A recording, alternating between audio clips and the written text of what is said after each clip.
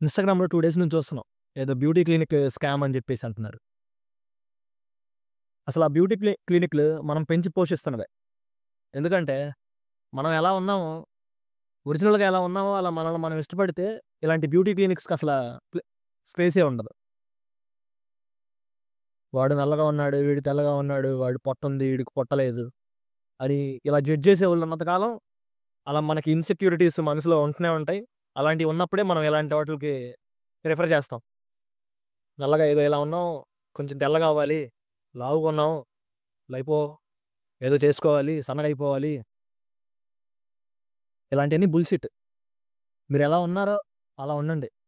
కాన్ఫిడెంట్‌గా ఉండండి. ఇలా జడ్జ్ చేసేవాడు, లేదంటే మీ అందాన్ని చూసి, మీ పైపైన కనిపించేవన్నీ చూసి ఇష్టపడేవాళ్ళు ఎక్కువ కాలం ఉండరు. ఎందుకంటే ఏది శాశ్వతం కాదు కాబట్టి. ఇప్పుడు బట్టతల ఉందనుకోండి, జుట్టు ఊడిపోతుందనుకోండి, పోనివ్వండి. ఇప్పుడు మీరేదో ఎళ్లి హెయిర్ ట్రాన్స్‌ప్లాంటేషన్‌లో చేయించుకున్నంత మాత్రాన అది జీవితాంతం ఉండదు.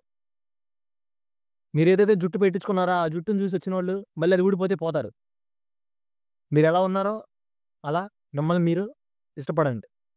మీరెప్పుడైతే కాన్ఫిడెంట్‌గా ఉంటారో, అప్పుడు ఎవడు జడ్జ్ చేసినా మీరసలు ఎవడిని దేకరు. ఈ సూపర్ఫిషియల్ స్టాండర్డ్స్‌ని నమ్ముకొని మన సెల్ఫ్ వర్త్‌ని టెస్ట్ చేయడం ఎందుకు? బీ కైండ్ అంతే. అదిరిపోతారు. No one can match you.